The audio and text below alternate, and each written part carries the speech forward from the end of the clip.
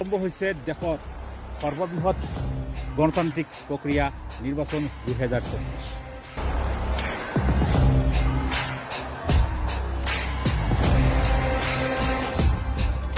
এনে এজন প্ৰাৰ্থী আমাৰ মাজত আমাৰ প্ৰতিনিধি বনোৱা, যিগৰাকী প্ৰাৰ্থী গৈ আমাৰ সুখ দুখ আদি দিল্লীৰ সংসদত বুকু ফুলাই বুকু ডাঠি ক'ব পাৰিব, হয় মোৰ এৰিয়াত এই সমস্যা আছে আৰু এই সমস্যাসমূহ সমাধান নহ'লে মই দিল্লীৰ পৰা নাযাওঁ।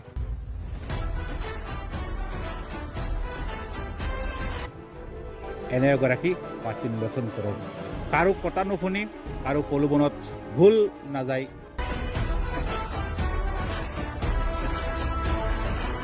এগৰাকী ভাল প্ৰতিনিধি নিৰ্বাচন কৰক, যি প্ৰতিনিধিয়ে গৈ দিল্লীত এখন ভাল চৰকাৰ, সুস্থিৰ চৰকাৰ